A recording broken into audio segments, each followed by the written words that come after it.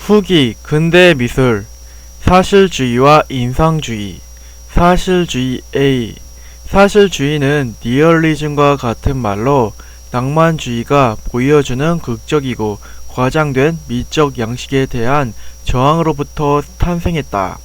낭만주의가 화가의 상상력과 이상적인 세계의 창조에 관심을 기울인 반면 사실주의는 사실적 그림을 그리길 요구했다. 그런데 문제는 사실이 의미하는 것이 다양하다는 데에 있다. 무엇이 사실인가? 눈에 보이는 자연과 인물을 단지 있는 그대로 정확하게 묘사하는 것이 사실인가? 하지만 이러한 생각은 당시 사진기의 발명과 함께 화가들로부터 회의적으로 여겨지고 거부되었다. 정확히 묘사하는 것이 화가를 평가하는 기준이 될 수는 없다. 만약 정확한 묘사가 예술의 기준이 된다면 그 어떤 화가도 사진기만큼의 예술적 창작을 할 수 없을 테니 말이다. 그래서 사실주의에서의 사실은 눈에 보이는 사물을 똑같이 그려낸다는 의미가 아니라 그릴 대상을 선정하는 데에 있어서의 사실을 추구한다는 의미다. 쉽게 말하면 우리 남루한 현실을 포장하지 않고 있는 그대로 그려내는 것이 사실이 되는 것이다. 사실주의 이전의 그림들은 역사적인 영웅을 용맹하게 그린다거나 도자기 같은 피부를 가진 누드의 여신을 그린다거나 한껏 치장한 귀족을 아름답게 그렸다. 하지만 이것은 일상적 현실이라는 사실과는 너무도 동떨어져 있었다. 사실주의 미술은 진짜 사실을 그려내려고 노력했다. 노동자의 남루한 삶이나 옆집의 가난한 이웃, 노동이 고됨을 가감없이 묘사했다. 사실주의의 대표적인 인물은 쿠르베로, 사실주의의 시작을 알린 인물인 동시에 사실주의 미술에서 독보적인 존재다. 쿠르베는 파리 살롱전에 오르낭이 매장을 출품하여 엄숙한 아카데미 비평가들이 혹평과 대중의 환호를 모두 받았다. 자신의 고향 오르낭에서 일어난 장례식을 그려낸 작품으로 가운데 구덩이를 기준으로 늘어선 사람들은 실제 마을 사람들 한 명 한 명을 정확하게 그렸다. 이들은 장례식인데도 불구하고 가운데에 몇몇 사람을 제외하고는 모두 다른 곳으로 시선을 두고 별로 관심이 없어 보인다. 게다가 이 작품의 크기는 6m에 이른다고 하니 이다지도 사소하고 일상적인 사건을 왜 이렇게 대단하게 그려 놓았는지 당시 사람들은 당혹스러워 했다고 한다. 그때까지만 해도 장례식에 대한 소재는 흔했는데 모두 교회나 신과 연결된 개인이 성스러움을 소재로 했었기 때문에 그 충격은 더 클 수밖에 없었다. 오르낭이 매장은 사실주의의 신호탄이었다. 이후 그는 돌 깨는 사람, 화가의 아틀리에 등 현실의 모습을 가감없이 담담하게 보여주는 사실적인 그림들을 그렸다. 당대의 가난한 다수를 있는 그대로 가감없이 그렸을 뿐이지만 쿠르베의 그림은 정치적일 수밖에 없었다. 이는 당시의 사회적 분위기에서 기인한다. 프랑스 혁명 이후 왕과 귀족 중심의 엘리트주의에서 다수의 가난한 민중의 참여가 강조된 민주주의로 사회적 분위기가 변화하면서 당시는 이념이 대립으로 매우 혼란스러운 상황이었다. 왕을 중심으로 한 전통적 세계관과 민중을 중심으로 한 혁명적 세계관이 충돌하고 있었다. 이러한 분위기에서 민중을 회화의 주인공으로 가져온 것만으로도 그의 작품은 진보적 성향을 강력하게 대변할 수밖에 없었다. 이렇게 표현 방식에서 필연적으로 발생하는 정치적 이념성으로 결국 20세기가 되면 사실주의는 프롤레타리아 계급이 독재를 추구하는 공산주의 정치 이념을 대변하게 된다. 사회주의 리얼리즘으로 불리는 이러한 미술 사조는 1934년 제1회 소비에트 작가회의에서 사회주의 사상에서 인정하는 유일한 창작 방법으로 채택되었다. 공산주의 이념을 선전하고 확산하는 도구로 사용된 것이다. 미술이 미의 추구라는 본질에서 벗어나 이념 전달의 수단이 되었다는 점에서 사회주의 리얼리즘은 중세 암흑기의 교회 미술과 비슷한 양상을 띈다고도 볼 수 있겠다. 당시 사실주의는 예술에서 배제되었던 일상을 예술의 소재로 대비시켰고 예술계와 대중에게 예술의 의미를 새롭게 고민하게 했다. 인상주의 B.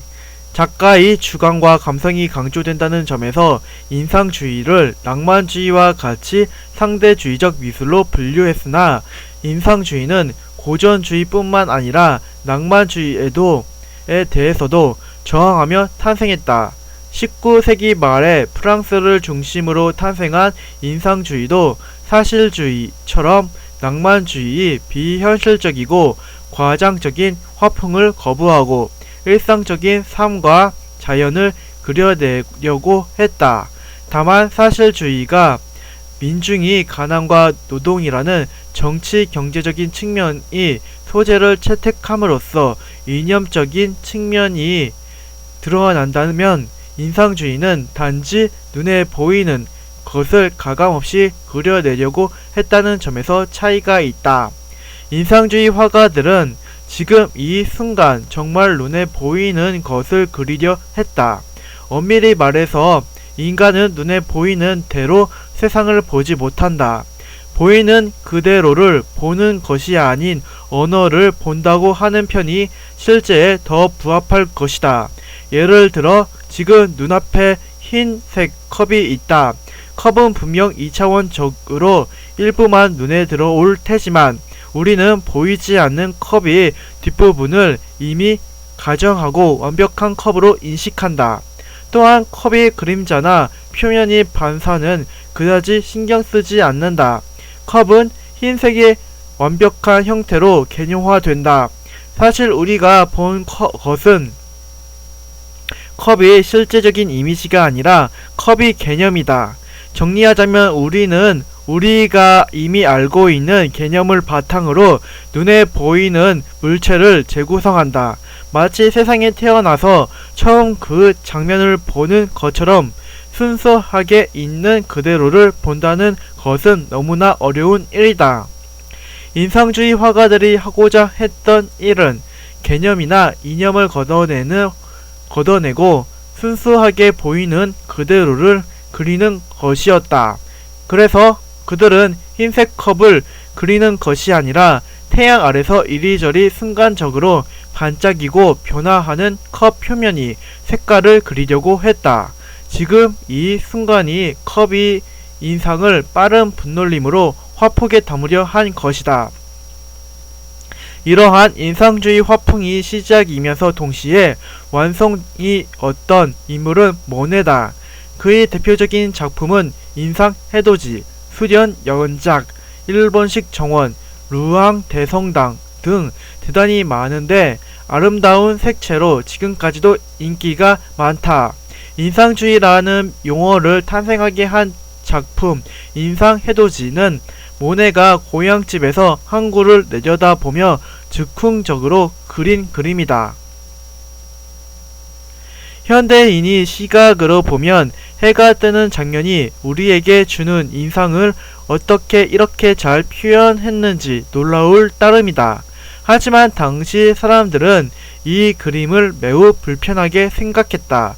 그들이 생각하기에 그림이란 일단 고전주의와 낭만주의에서 보여주듯 두꺼운 물감으로 무게감 있게 표현되어야만 했다. 실제로 당시 사람들은 붓칠이 그대로 보이는 모네의 그림을 너무 못 그린 그림이라고 평가했다. 모네 이외에도 같은 시대의 인상파로 분류된 화가들로는 마네, 르누아르, 드가, 로댕 등이 있는데 이들은 보통 정기 인상주의로 불린다. 이들은 같은 인상파로 분류되기는 하지만 각각의 화풍과 표현 기법은 공통 부모를 찾기 어려울 정도로 다채롭다. 다만 기존의 고전주의와 낭만주의가 갖는 소재의 역사성과 표현의 무거움을 탈피하고 지금 당장의 이미지와 일상을 그리려 했다는 점에서 공통점을 찾을 수 있다. 정기 인상주의 단계를 거쳐 독자적이고 다양한 방법으로 인상주의를 넘어서려고 노력한 화가 집단을 인상주의 이후에 나타난 화가들이라는 의미로 후기 인상파라고 부른다. 이들은 더 개인적이고 주관적인 경험에 근거하여 그림을 그렸다. 대표적인 후기 인상주의 화가로는 고흐, 고갱, 세잔 등이 있다. 오늘날 한국 사회에서는 고흐와 고갱이 특별히 인기가 많다. 특히 고흐는 삶이 처절함과 그림이 독특하고 화려한 색채로 많은 사랑을 받고 있다. 하지만 이 화가들 중 미술사적 측면에서 우리가 중요하게 다룰 인물은 세잔이다. 세잔은 근대를 마무리하고 현대 미술을 탄생시키는 데 중요한 역할을 한 인물이다. 처음에 세잔은 인상파 화가들과 어울리며 인상주의의 영향을 받았다. 하지만 그들이 사물의 형태보다는 순간적인 빛의 변화에 집중했던 것에 비해 세잔은 사물의 형태적 측면에 관심을 가졌다.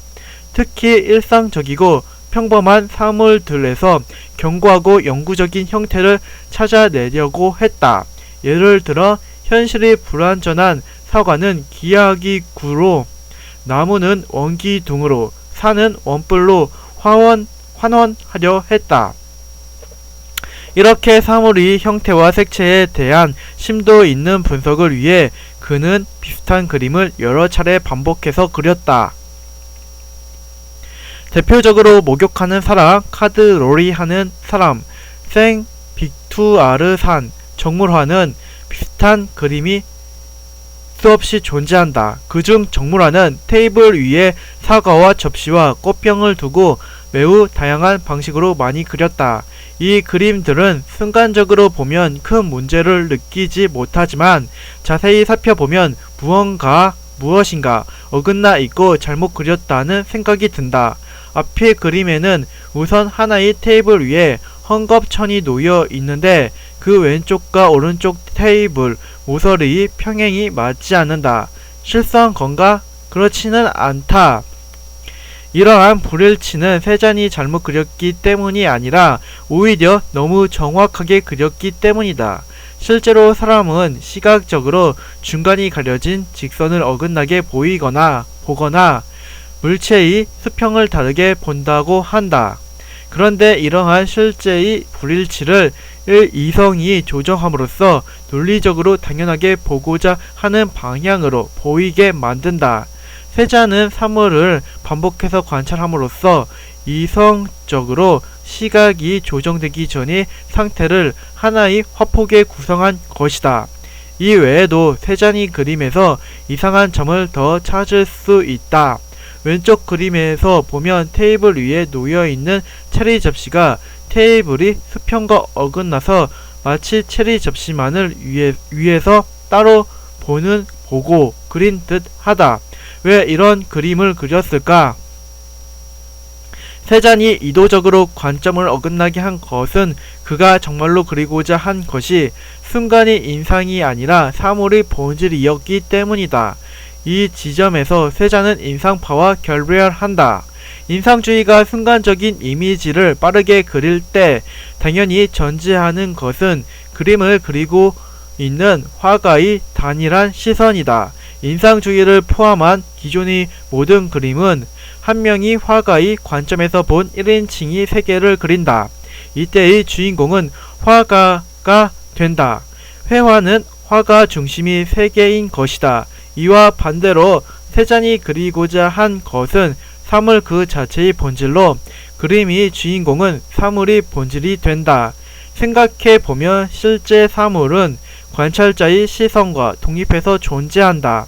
따라서 세잔이 생각할 때 그림에 존재하는 화가의 단일한 시선은 그렇게 중요한 요소가 아니었다.